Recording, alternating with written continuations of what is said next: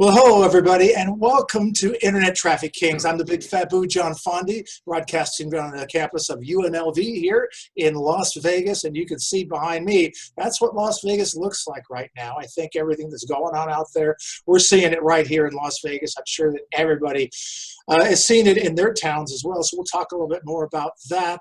I do want to remind you guys that this is a non-advertiser supported show.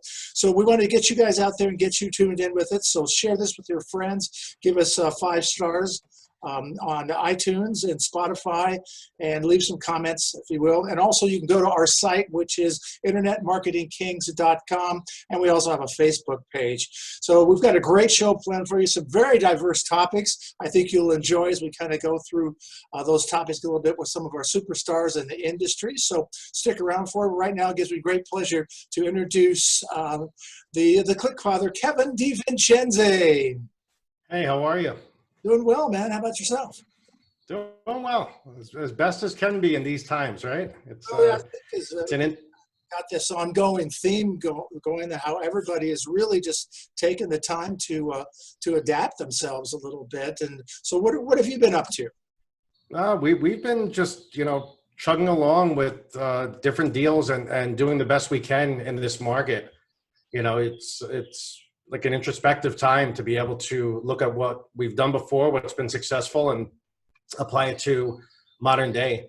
I mean, there's a lot of knowledge there, and a lot of marketers have that knowledge. Hey, Hey, it looks like everybody jumped in at the same time. There's a lot of knowledge there that people have that they just have to go and pull back and get that knowledge out and decide what they're going to do next. Yeah. Are you changing any of your habits as all? Are you seeing your traffic and your buys and requests? Are they staying flat? Are they improving, or what's going on with that? Traffic cost continues to come down, so it's down 30 to 40% right now. So that's a huge thing. As far as our buys, as I've said in the past shows, we've changed everything we're doing. Most of our main advertisers are currently on hold, so we're doing more home service type deals and deals that help consumers, because consumers just aren't buying right now. As far as big ticket items and things like that, it's not happening. It's a totally different world, but you still have to stay relevant, stay communicating with people, and provide value. The biggest thing when I get into a deal is, where can I provide that value? And if you can answer that question, there's a good chance you can make money. Well, and I think we are going to talk a little bit about how you make those decisions here coming up. Sure. When we have Ian on as well. But are you seeing people are buying more off the internet, or are they attracted to some of those offers that you're pitching out to them? Well, like I said, right now it's a time of self-reflection. So people are looking at their life insurance policies, their investment portfolios, their health insurance, their Medicare plan. It's more needs that people are looking at. They're not saying, or improving their lives, gym equipment. I mean, have you tried to buy a set of dumbbells on Amazon recently? They're $200 for like a 10-pound set. So there's a lot of people that are working on themselves, which is good. I mean, it's a great time, right? It's a reset of the world in a sense. So it's a great time to be able to do things like that. What are you seeing as far as are people going to internet colleges and things of that nature? Yeah, we're doing quite a bit in online education, but we have been for years. They just have to make the adjustment. Anybody that did have campus. I was just thinking about that the other day. I mean, imagine you have a senior graduating high school this year. What's that look like? And what's their future look like? Where are they going? What are they going to do? We just don't know. It's just a total unknown right now. Well, and here at UNLV, we're completely closed down here at UNLV as well. There's nobody in our building right now except for myself and one of the disc jockeys from a radio station. And they're not planning on coming back here in Las Vegas until the end of the school year. So we're really seeing adjustments as well out there. But I got to think that this could really change the way society does things, like getting used to everybody here at UNLV is doing their classes online and stuff. Right. Good for me, because I can now find parking spaces. But right. Yeah. Yeah. My 6-year-old daughter, her school is 100% online, and we just did a parent-teacher conference on Monday. It's a different world. It's going to be interesting what it's going to go back to be. I mean, we'll see if a vaccine comes out and what's going to happen. But, right now you just have to take the time and figure out what good can you do, or what good do you have. There's a lot of pluses, right? From my second home here in Malibu, I could see Catalina Island for the first time, because of the less pollution. So look for the pluses. I've been working out for the past 45 days, every day, which is something that I probably wouldn't have done in my day-to-day life. So it's just finding the things that you can do that are pluses, as opposed to being like, oh, poor me, I'm stuck here at home. So Well, I think that's one of the things as we kind of get this show going here, we can kind of attract all types of people. Obviously, we got the best of the best that's going to star on our show, but there are people that are going to get involved in this industry that have never been involved with it before, and you can give them some coaching, can't you, Kevin? Yeah, for sure. We do quite a bit of consulting for companies, deal negotiations, and things of that matter. But anybody that needs help, especially in COVID-19, I'll offer services for free if they need to be able to pivot their business. A lot of times with the experience that I have, I'll be able to tell them what direction to go in. Because you've got to pivot at this time. There's nobody that hasn't been affected by this. I think that's true. We're starting to see some glimmers of hope around different states that maybe this will start some trends and we can make that take place. Like I said, we got a great show for you today. We got some great guests. And our first guest, he's an affiliate marketer. He's an ad buyer. He's an Amazon FBA genius. And he's also been around the block a few times. He's got some good stories for us, some positives and some not so positives, but he loves to talk to people. I've watched him a few times on the internet. He's got a great personality. So please, Kevin, let's give a fabulous Internet Traffic King welcome to Ian Fernando. Hi. Hey. What's going on, everybody? Thanks for having me on here. It's pretty cool. Absolutely. I think the last time I saw you, Ian, I was thinking about it this morning, was March Madness, man. Oklahoma. That's right. Yeah, and that's sweet. Yeah. Yeah. It's been a minute. I think we drank too much, or you influenced me to drink too much. So. Yeah, I've been known to do that. Yeah. He is a big influencer, that's right, but maybe not in the right capacity. Right. Yeah. So Ian, you've been around for a little bit. You've basically, haven't had a job for 15 years, and you've just been readjusting yourself and creating things and kind of moving with the tide. And you've got some interesting options in your space as well, how people can actually find themselves successful, and they can get from zero to success using some of your tips. Tell us a little bit about that and how that journey's going. Well, I guess let's start backstory a little bit. Obviously, in this game for just a little over 15 years. I think by September this year, it'll be 16. So just creating ads online is pretty much what I do. I've went from being an advertiser, sold a software company in the past, had obviously a lot of startups and failures doing it as well. And recently got into Amazon just 2 years ago. So that's going well too. So just adjusting, trying a lot of stuff. I've been from the ad to product owner back to just a marketer. And I find being just a marketer much better. So now on Amazon, are you, did you buy an existing FBA site? And can you explain what an FBA is so our listeners understand what it is? And are you handling all aspects of it? Are you buying traffic? Because I know you can buy. Yep. So yeah, if you could just so in a box in a sense. Yeah, so Amazon FBA is fulfilled by Amazon. Basically, you send products into Amazon, and Amazon fulfills it. And then there's the second part, which is FBM, which is fulfilled by merchant, where I can have inventory at my place, and I fulfill it myself, and I interact with the consumer, and I do all that, right? But what I do mostly on Amazon is I do all arbitrage, all product arbitrage, retail and online arbitrage. And what that means is basically very similar to affiliate marketing. It's I buy products on a cheap, and then I just resell them for a profit, right? I have a plugin and an app on my phone where I can just go scanning. But now I have a virtual assistant that basically does the buying or gives me the product preview, and I buy it, and then it actually goes to a prep center. And then they actually send it out because I can't do, well, I just came back from like 6-year hiatus of traveling. And most of my online arbitrage was just done through my VA, and he did all the ordering. And then I had a prep company that prepped it and then sent it to Amazon. So I really never saw the product. Basically, I just see it hit my Amazon dashboard. And obviously put in the fees, like it's $1.50 per product. When a prep company preps it, and then I put in my the fees and my VA costs as well. So I still make a solid profit on there. Like last year, I only that's did, brilliant. it was only like a 17% ROI, but Right. it's consistent. You know what I mean? That's brilliant though to come up with something like that. I think one thing that people don't know is 60% of all traffic on Amazon is affiliates, meaning it's affiliate offers. It's not products that are owned by Amazon themselves. They are actual companies that are fulfilling the product, whether it's FBA or FBM. And I don't think people know that. But playing an arbitrage game is really interesting.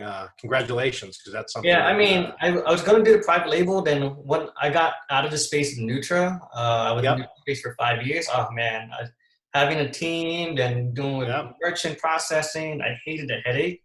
Sure. And I was like, okay, arbitrage is just like affiliate marketing. Instead of buying cheap clicks, I'm buying cheap products and reselling it, for conversion. So I think I love that fluidity model, right? Sure.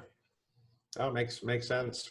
We're doing some arbitrage currently ourselves, so I get it. Not on Amazon, but I get it. Yeah. It makes sense for sure.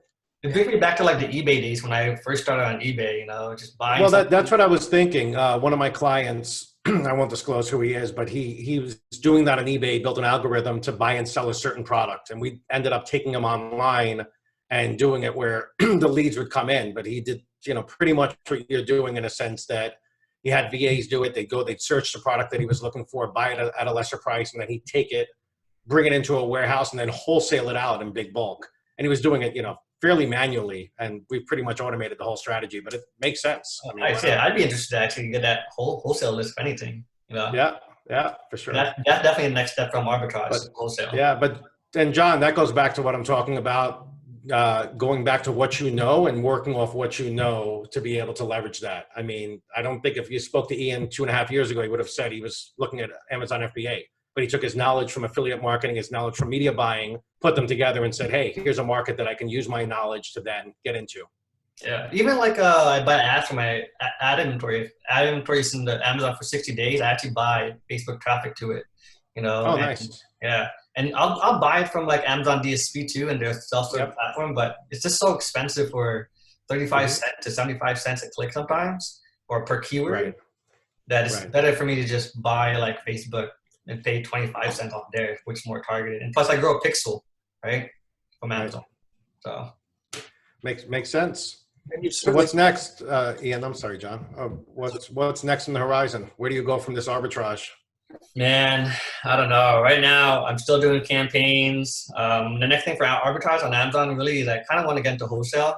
I was trying to start, when I was living in Vietnam, I was actually trying to start an export business because I met so many manufacturers out there that I was like, I want to take these products and put them on Amazon, like coffee and the bamboo items. Sure. Because they're all unique products. And when I lived in the Philippines too, there's so many vendors that had product that they made out of recycled items. I'm like, I wonder if I can brand all this. So I started this whole system, but it got kind of stuck because it's by February when everything started going downhill. Imports got an issue, and I don't know, all the shipping, and I was scared to be stuck in the country and not be able to visa run. So that one had to stop. Interesting. But no clue where to go from here. It's just going to be the same shit. As long as I'm buying ads, I think I'll be right. Right. Are you changing products in this current economic climate? So I'm actually doing a lot more Udemy offers or Udemy type stuff. So Udemy would be more learning type offers. Just I'm doing more of that, like my travel stuff and my health stuff. It hadn't been doing too well the past month, so I pivoted a lot. Obviously I'm still doing sweep stuff, but I'm doing more VSLs actually on native actually. I didn't have to set up my native platform right now. But yeah, it's just more of the educational part, and people like, I think you're saying in your past show that I was watching, you guys like saying, people are just trying to reinvent themselves, you know what I mean? And try to figure out, hey, maybe before quarantine is over, I make sure I don't look like a fat fuck, and just work inside, right? So for sure. Yeah, that's a good point. And now we've got the actual traffic side of this and how you monetize that and how you reinvent yourself, which we've been talking about. all the time. But right now we're going to bring in the big dog, Bennett Kelly. Bennett, there is some upsides and some downside risk to doing the right things. What have you been seeing has been going on, and are you seeing a lot more activity?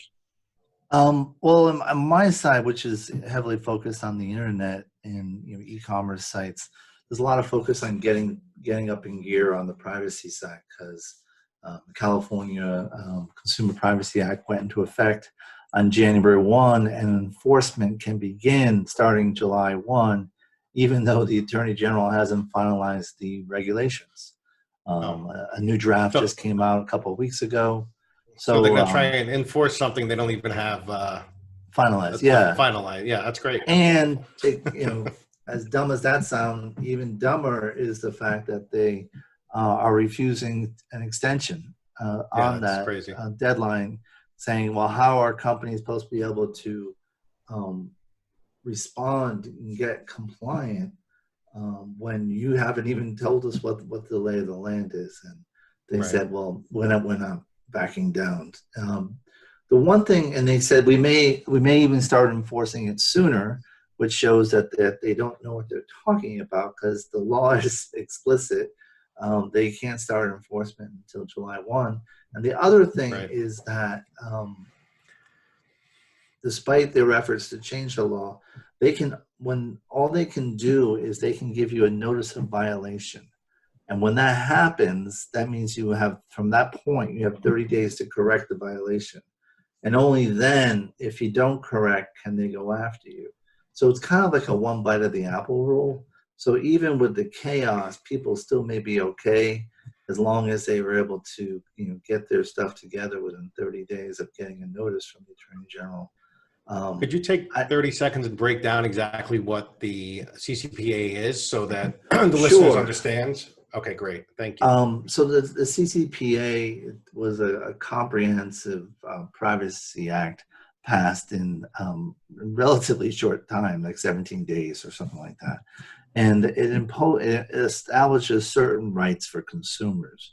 So consumers are now able to, you have to disclose what type of information you collect from them, categories, who you share it with for business purposes, who you share it with for marketing purposes. And then the consumer has rights to request that you delete their information, that you disclose who you share it with, or that you have to have a link on your site, do not sell my information. So they are able to opt out of selling your information. So these are all things that will be enforceable as of July 1. In addition, the state of Nevada last year passed a requirement similarly enabling consumers to say, don't sell my information. So do you think all states are going to adapt it eventually?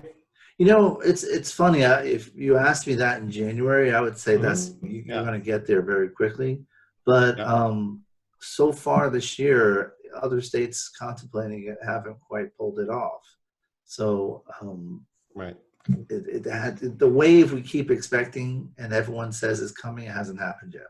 Right. I mean, from a business standpoint, I know it's a lot because we've deeply dug into the programming of it and what it's going to take, and it's quite an arduous task to get there, and that's for each site, right? Yeah, and then if depending on your size, you have to keep records, right? Disclose in your privacy policy how many requests you process for this information. Right. And it kind of requires an annual updating your privacy policy to reflect what you did in prior 12 months. Right. And so it's a lot of people. You have to comply if you have revenue over 25 million, or if half of your income comes from selling data, and so that's how they're getting a lot of people. So for somebody selling direct to consumer, or for somebody like Ian Fernando, it wouldn't apply whatsoever, correct? Well, it depends on his size. So if he's below the threshold and he's not selling data, then it may not apply to him.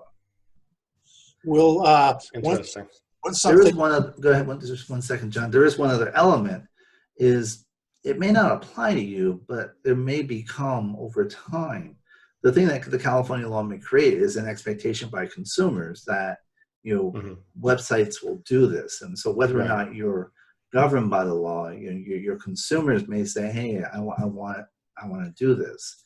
And so what puts you in the position of saying, well, I don't have to, but are you better off basically trying to comply with the law to a certain extent, even if you're not subject to it for that purpose. Now, do you think this is going to turn into another canned spam where ambulance chasers, aka litigation experts, are going to go after people on claims, whether they're valid or not? Is that the new market for the canned spam attorneys? No, actually. And well, first of all, in canned spam, that's only the California law. Right. It's only right. state And law. again, we're talking about California. So California, they tried to open that up. The Attorney General basically said, I don't have the resources to enforce this, which is the wrong signal to send. Let's allow private right of action. And that didn't pass. So as of now, enforcement is only by the Attorney General, which has limited resources, and God knows how tied up they're going to be after this, COVID stuff with all the, fraud issues that may come up with that. Right. And the only private right of action is really if you have a data breach. Got it. So you would, I'm sure that the plaintiff's bar is itching to get this law amendment to come after people. But if you go on, say one of my background sites and you request your information to be removed and it's not removed, you still have a right of action though. No, you can. I can report you. You can report me, but you don't to think the Attorney General, who then can send you a notice of compliance, and you'll have 30 days to fix it. Okay. But got it. I can't sue you for that. Got it. Okay. If you do get that type of notice from the Attorney General, because it is so new, do they actually let you know what you violated? And yes, so I mean, basically, you have to be you violated the California, they call it CPA, Consumer Privacy Act, right? In this way, and that would give you 30 days to correct. And so, what if you don't correct? What if you then they can come after you? I mean, I was shocked, because given that you get that one bite, you think I was shocked to find that some companies don't fix it. And once Kamala Harris, when she was Attorney General, sent a notice to Delta to fix something about their app in terms of disclosing privacy practices, and they ignored the instruction and didn't correct it. So they sued. And I'm thinking, why the hell did they do that? Why did they basically give the Attorney General an easy lawsuit? But then it turns out Delta was exempt under some Federal Aviation Act and didn't have to comply. So that's why they got the suit kicked out. But unless you're in an especially regulated industry and have some exemption, you better comply within 30 days. Yeah, but from a marketing standpoint, at least it sounds a lot better than canned spam or TCPA. I watched a panel on TCPA a couple of years ago too, and they put all the lawsuits that were settled, and some of them were, Bank of America for $9 million, Wells Fargo for $8 million, and all these major corporations, because all they did is these, ambulance chasers, call them, these litigators that for profit, just found an opening and said, okay, here's how we're gonna make money off it. So it's encouraging at least to know that with this, we're not going to have to deal with that second part of it as far as having independent attorneys contacting us. For now, but keep in mind that they're itching to get in. Sure. Is this similar to, I don't know, Kevin, you probably know, it's like with the rebills, like I got AG letters every month with the rebills and you had to comply or at least do an adjustment within 30 days. Is this similar to that? Not really. I mean, this is more from where it is now, but Bennett covered it best, saying it's not defined yet. So we don't know how far they're going to take it. Just like canned spam, when it came out, it was a certain way, and then they made some changes to it. So we don't know where it's going to end up. Got it. But currently, like, I know all our background sites are reverse phone sites. We already have the database in place where Yui and Fernando can go on and say, I want all my information removed from the public databases. We have to then remove it from ours and then send it to our partners as well for them to remove it. So we're in compliance. So the only violation would be if we didn't do that in 30 days, Ian Fernando went back to go search, still saw his information on there, then complain to the AG, then they would have to launch a complaint, which from what I'm getting from you, Bennett, that's not defined what that means. They'll come after you, but there's no clear definition. Is it a fine? Well, they can fine you and they can get injunctive relief, but you know, the key is you're not going to have consumers suing you. You won't have class actions. Right. Now the question is, if other states pass it, will they also not allow private suits like Nevada and California have chose not to? And you know, I don't know if we can count on that. I think there will be a day where there will be lawsuits over this. I just, you know, fortunately for now, that's not the case. Right. Excellent information. We've got a portion of our segment of our show where we kind of do a little roundtable here, and we kind of put you guys kind of behind the curtain here and sort of take some information that is a specialty of yours and share that with us in this segment of what we should know and what we need to know. So Kevin, we'll go ahead and use your expertise to answer that question. We'll take about 3 minutes for each of you. 3 minutes for each of us? Get out of here. I'll take 30 seconds. What you should know, we're going to be here for a while. You know, everybody thinks that the world's going to go back to normal. It's not. We're going to be in this economic crisis for quite some time. And, you know, what I said at the beginning of the show, you know, go back and know what you know and apply that to how you can provide value in this day and age. That's really the only thing you can do. You know, you can sit home and watch TV all day, or you can make something of yourself and start a new business, or as Ian did, you know, decide that, hey, now I'm going to get into Amazon and start arbing that. You know, I said weeks ago, we changed our business totally around in a couple of weeks, and we're continuing to change it just where the market is. I mean, had you asked me in January if I'd be in all the markets I'm in now, of course I wouldn't be. But you have to adapt or die. Just move into the markets and go where you can provide value and make money, and that works, you know, hand in hand. Excellent. Thank you so much for that. Ian, tell us what we should know and what we need to know. During this crisis, right? Or in general, or move backing that into what your expertise is as well. I think what everybody should know is really up to them. You know, there's a lot of noise online and all these gurus, and I feel like you just need to trip and fall a couple times and scrape your face and feel that pain and understand what that is, and be like, oh, that curve was pretty fucking high. I need to jump a little higher. You know, so I think people need to understand that in this time and age right now we're in, like, I think it's perfect time to improve yourselves for sure and learn a new skill set where you can literally just fail right now and nothing's going to happen because you're not going to spend that much money. You have so much more time, right? You got to use that time to its most valuable assets, either your health, knowledge, or whatnot.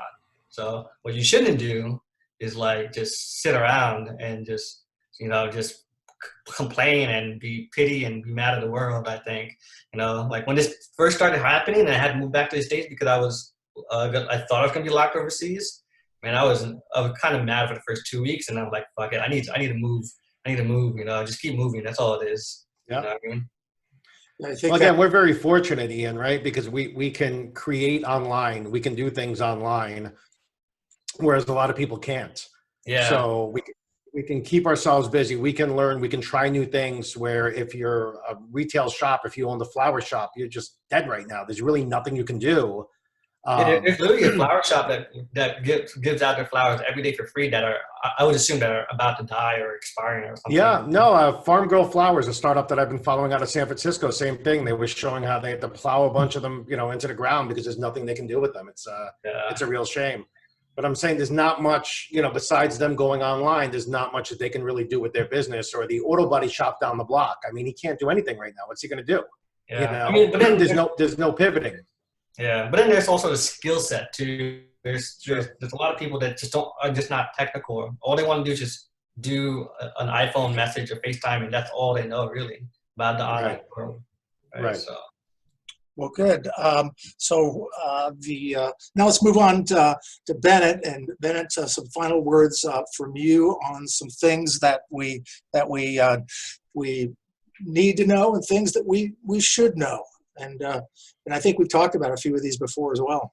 In terms of what you need to know is that there's a lot more scamming and cyber attacks going on, because if you think about it, a lot of the technical people have been sent home, and so the scammers and the cyber hackers are taking advantage of that, and so that's something you should be aware of.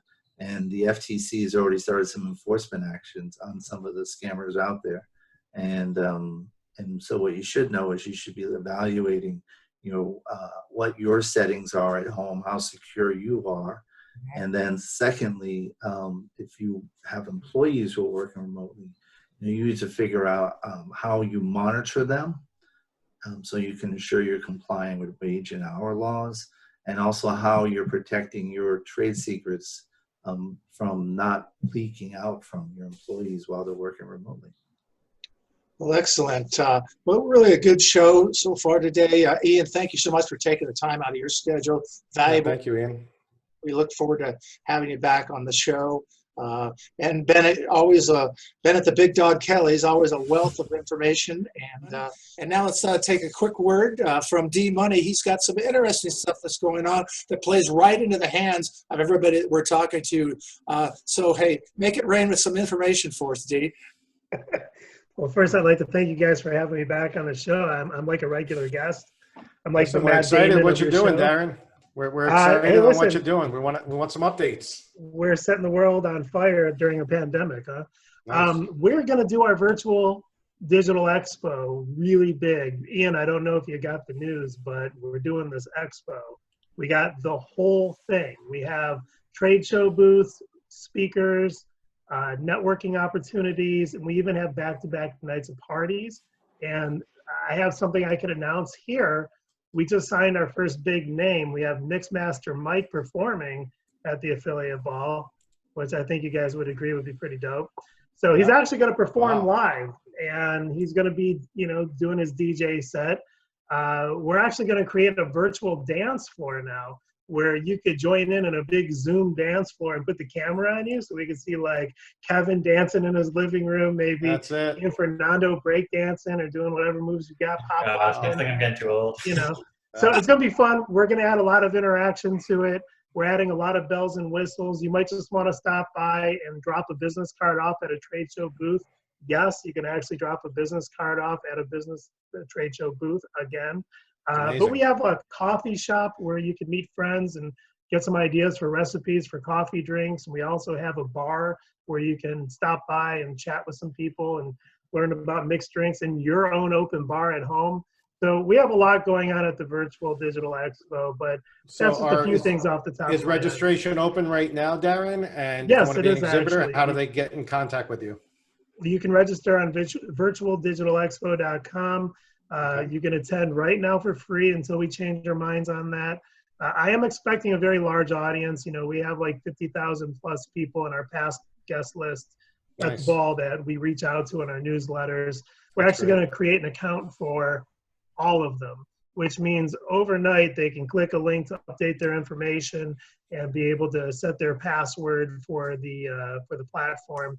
And I'm expecting that we'll probably have over 10,000 people attending this, which could actually make us the biggest digital marketing trade show overnight if it all goes well. So I'm very excited about it. I'm sure it will. I never thought that my party would be a trade show as well. So, started off doing the parties, and now we're, the trade show as well. We have an official trade show to the party instead of being the official party to the trade show, which is kind of neat. I have to congratulate you, Darren, because you're pivoting when, again, using your experience and pivoting at a time right now where people are still wondering what to do. Which, Bennett, on the next show, I would like to talk about as well, the liability these trade shows have in regards to refunding the money, right? Because they're all holding money with these new dates that we don't know. I mean, realistically, I don't think there'll be a real trade show for another year and a half. So what happens now? Can they just, hide in their terms and say, yeah? I mean, I was looking back, like, even myself, I've got, I won't mention the shows, but I've prepaid for a lot of events, and that money's just tied up now. So what type of recourse, and are there going to be class actions, and what do you see on the horizon, and what should people know? We can definitely cover that in the next one. That's interesting. That's actually pretty good, Darren. I actually just finished doing a pre-recorded thing for the virtual affiliate summit. That was actually an interesting thing to do. But yeah, that's awesome, bro. I don't know if you're going to be on a dance floor though, but we'll see. Hey, you listen, got- all of our hey, hope- booths, all the booths can also be a speaker as well. So like, even though we're going to have our big speakers, anyone with a booth has the Zoom platform that can hold up to 300 people, which is almost like the size of a keynote speaker room. So we'll give You that guys should for talk support offline, for maybe. everybody. Yeah, you guys should talk offline. Maybe you got a deal there, Darren. Yeah, hey, look, I'll be in you touch, picked up bud. an advertiser on a podcast. First time Yeah, ever. Let's do it. Let's do it. Well, that's awesome. Again, you guys, thank you so much for being with us here. I want to thank Kevin Clickfather DiVincenzi for being with us as well. I want Pleasure to as always. Ian Fernando for giving us some great information, and the big dog Bennett Kelly is in the house, and of course D Money. Thanks for teasing us with that a little bit. We'll have you back and talk a little bit more about it as well. So, from the campus at UNLV in Las Vegas, Nevada, I'm the Big Fabu, John Fondi, and we'll see you next time. Thanks for tuning in.